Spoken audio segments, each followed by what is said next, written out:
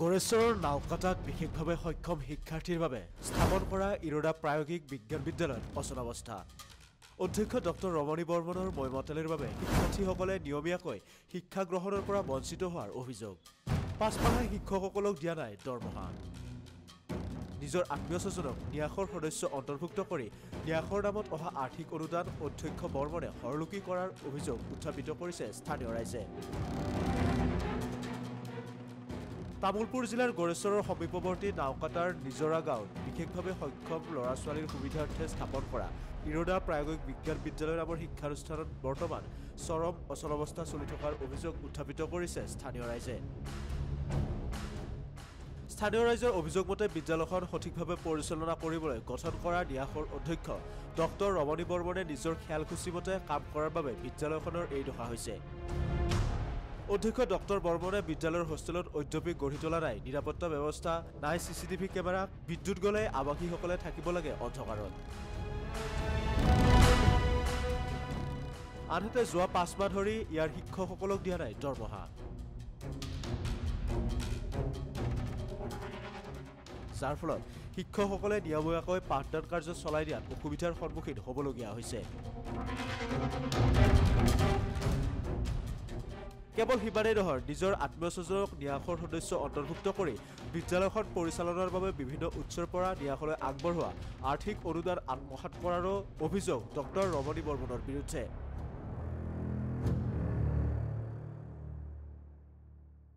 এনে কাৰণত স্থানীয় ৰাইজে দেওবাৰে এখন ৰাজহুৱা সভা আহ্বান কৰি ডক্টৰ ৰমণী বৰ্মনক সভালৈ আমন্ত্ৰণ জনাইছিল যদিও সভাত উপস্থিত নাথাকিল ডক্টৰ ৰমণী।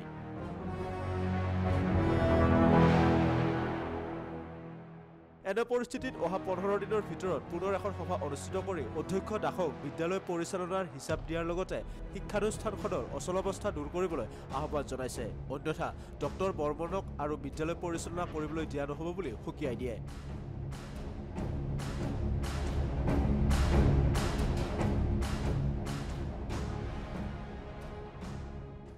হয়তো আপোনালোকে লোক পালে, ময়ো মিটিঙত ব্যস্ত আছিলোঁ। আজি ডক্টৰ ৰমণী বৰ্মনৰ মানে ওপৰত এখন ৰাজহুৱা সভা হৈছিল ইয়াতে। এই সভাত আমাৰ অঞ্চলৰ তামুলপুৰ ডিষ্ট্ৰিক্টৰ গড়েশ্বৰ ৰাজচক্ৰৰ নাওকাটাৰ নিজাৰ গাঁৱত আমাৰ সভাখন অনুষ্ঠিত হৈছিল আৰু এই অঞ্চলৰ ৰাইজে ভাগ লৈছিল।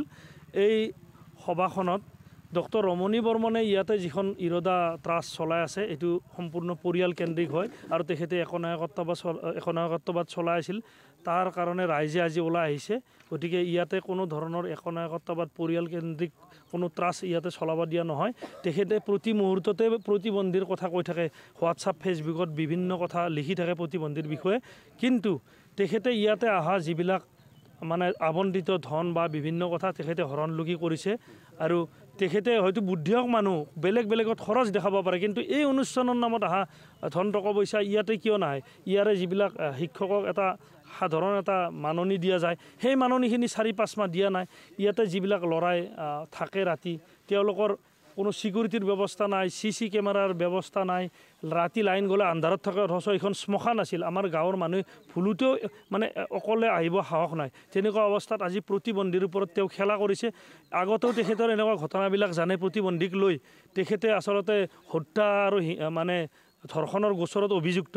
তেনেকুৱা ব্যক্তি এজনে ইয়াতে এটা অনুষ্ঠান চলাই পেলাই আমাৰ ৰাইজে বুজি পোৱা নাছিল, এতিয়া লাহে লাহে বুজি পালে। গতিকে তেনেকুৱা ব্যক্তি একজনক আমি স্থান নিদিওঁ।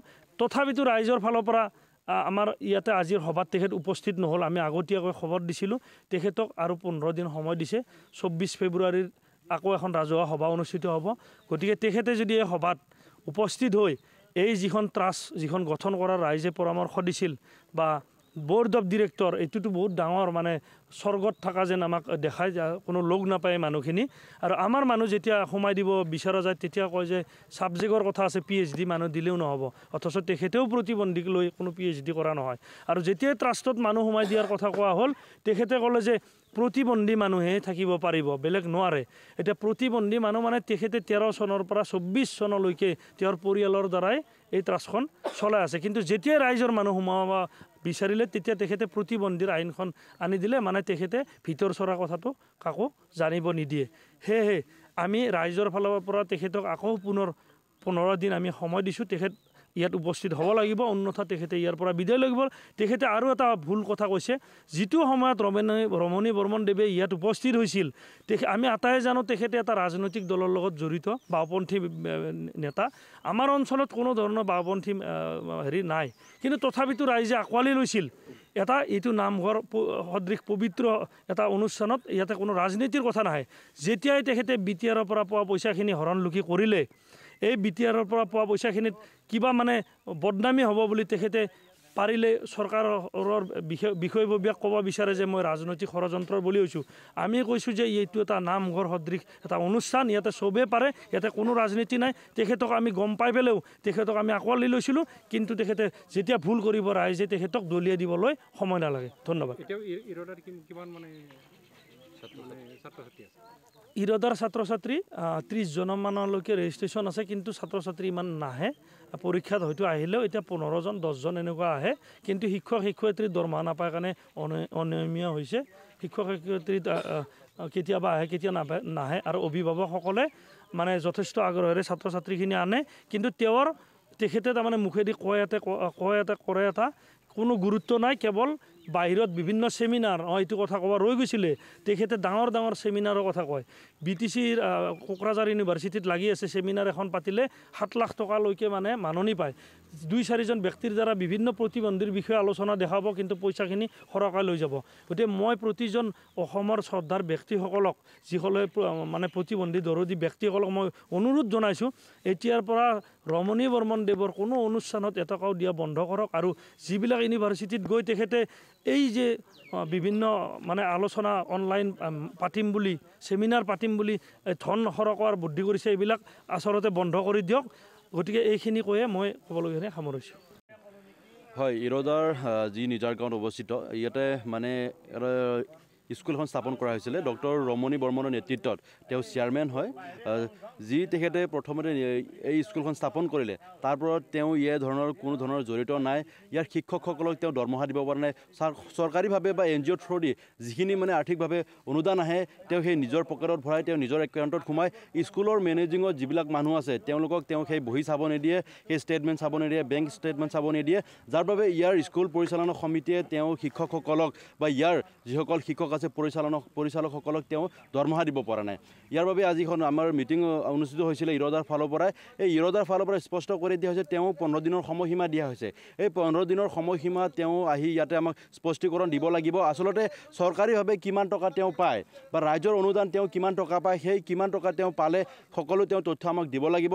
লগতে যিসকল শিক্ষক ইয়াতে তেওঁ নিয়োজিত কৰিছিলে, সেই শিক্ষকসকলক তেওঁ কিয় দৰমহা দিয়া নাই? প্ৰায় মাহত 2000 টকাকৈ দিব লাগে এজন শিক্ষকৰ, তেওঁ সেইখিনি টকাও তেওঁ দিব পৰা নাই, যাৰ বাবে স্কুলখন আজি প্ৰায় দেউলীয়া অৱস্থাত আছে।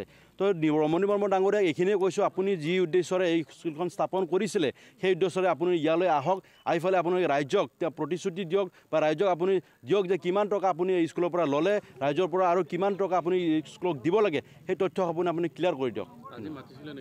হয়, তেখেতক আমি চিঠি দিয়া হৈছিলে, ইৰদাৰ ফালৰ পৰা তেওঁক মাতিছিলোঁ, কিন্তু তেওঁ আজি আহি উপস্থিত নহ'ল। হয়, ট্ৰাষ্টত জড়িত আমি গম পোৱা মতে যিখন আমি ট্ৰাষ্ট চালোঁ, তেওঁৰ নিজৰ ভনীয়েক বায়েক বা তেওঁৰ মানে ভাই বোৱাৰী, তো তেনেকুৱা মানুহ তেওঁ ট্ৰাষ্টত জড়িত কৰিছে। কিন্তু বৰ্তমান আমাৰ এই অঞ্চলৰ নিজাৰ গাঁও অঞ্চলৰ কোনো ধৰণৰ ব্যক্তিক, সামাজিক ব্যক্তিক তেওঁ সেই ট্ৰাষ্টত ৰখা নাই, যাৰ বাবে এই ব্যক্তিসকলে সেই একাউণ্টত কিমান টকা সোমালে বা একাউণ্টত কিমান টকা আহিলে সেইসমূহ চাব নোৱাৰে, যাৰ ফলত শিক্ষকসকলক তেওঁলোকে দৰমহাখিনি দিব পৰা নাই। ইৰদা প্ৰকল্প আৰু ইয়াৰ চেয়াৰমেন আমি জনাত ৰমণী বৰ্মন।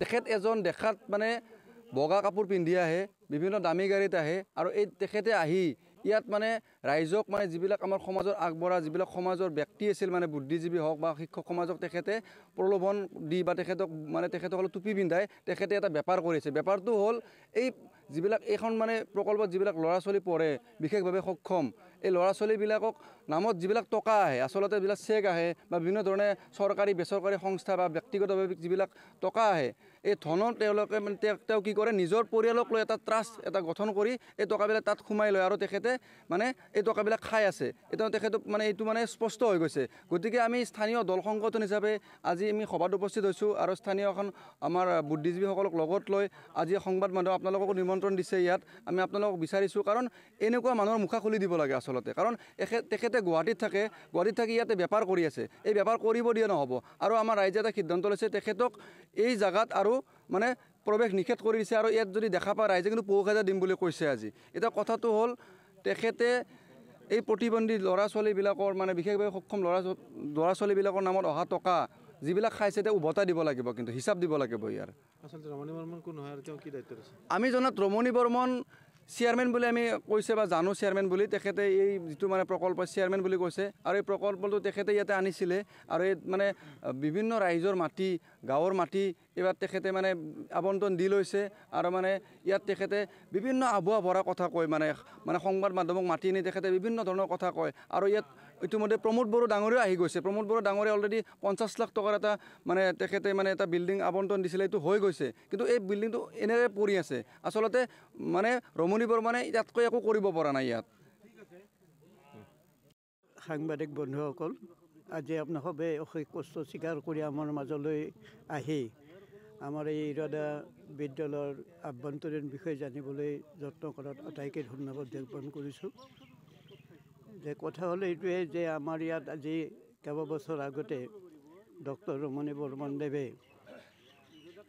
আমাৰ ইৰদা বিদ্যালয় এখন প্ৰতিবন্ধী ছাত্ৰ ছাত্ৰীসকলক লৈ স্থাপন কৰাৰ এটা ৰাইজৰ লগত আলোচনা কৰি নিজৰ গাঁও ৰাইজৰ আবদ্ধত থকা চৰকাৰী মাটিত স্থাপন কৰে আৰু এই বিদ্যালয়ৰ যোগেদি বিভিন্ন ৰাইজক মিছা প্ৰলোভন দি তেখেতে এই বিদ্যালয়খন চলাই নিছিল আৰু আমি ৰাইজেও তেখেতৰ কুভিখণ্ডি নুবুজি একেবাৰে হাৰে সিমুজি আমি ইয়াত লাগি পৰিলোঁ আৰু বিদ্যালয়খনত ঠিক তেনেকৈ প্ৰতিবন্ধী ছাত্ৰ ছাত্ৰীসকলক ভৰ্তি কৰা বিদ্যালয় এখন চলাই নিয়া হ'ল কিন্তু দুখ আৰু পৰিতাপৰ বিষয়ে যিমানে সময় গৈ আছে এই বিদ্যালয়খনৰ পৰিৱেশটো খুব বেয়াৰ ফালে গ'ল শিক্ষকসকলৰ দৰমহা বা অন্যান্য কোনো প্ৰতিবন্ধী ছাত্ৰ ছাত্ৰীসকলৰ ৰক্ষণাবেক্ষণৰ কোনো ব্যৱস্থা নাই এই লৈ তেখেতৰ লগত যুঁজা কৰি আমি ইয়াৰ মানে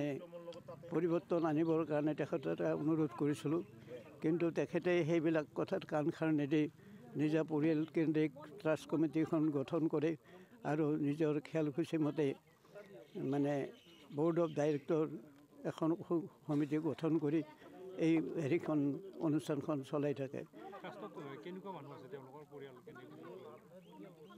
কেনেকুৱা মানুহ মানে তেওঁলোকৰ আপোন মানুহ নিজৰ ভাই ককাই ভাই বোৱাৰী বা নিজৰ ছোৱালী এইসকলক লৈ এই অনুষ্ঠানখনৰ ট্ৰাষ্ট কমিটি গঠন কৰিছে ফলত আমি ৰাইজে ইয়াৰ আভ্যন্তৰীণ কোনো কথাই বুজি নাপাওঁ কোনো হিচাপ নিকাচ বা ক'ৰ পৰা কেনেধৰণৰ ধন আহে এইবিলাক কথাও আমি নাজানো আমি অশেষ কষ্ট স্বীকাৰ কৰি আমি ইয়াত জড়িত থকা লোকসকলে 2-4 পইচা সংগ্ৰহ কৰি ইয়াত জড়িত থকা শিক্ষকসকলক বা যাৱতীয় কাম কাজখিনি আমি আজিলৈকে চলাই দি আহিছোঁ সেয়েহে আজি এখন ৰাজহুৱা সভা অনুষ্ঠিত হয় আৰু এই ৰাজহুৱা সভাত তেওঁ অনুপস্থিত থাকে ৰাইজে সেই লৈ খুব দুখ প্ৰকাশ কৰে পুনৰ আজিৰ পৰা 15 দিন পিছত আৰু এখন ৰাজহুৱা সভাৰ দিন ঠিক কৰি তেখেতক উপস্থিত থকাৰ কাৰণে অনুৰোধ জনোৱা হয় আৰু ইয়াৰ সকলোখিনি কথা ৰাইজৰ লগত বুজাবুজি কৰি এই অনুষ্ঠানখনক কিভাৱে জীয়াই ৰখা হয় ইয়াৰ উপায় উদ্ভাৱনৰ কাৰণে সিদ্ধান্ত গ্ৰহণ কৰা হয়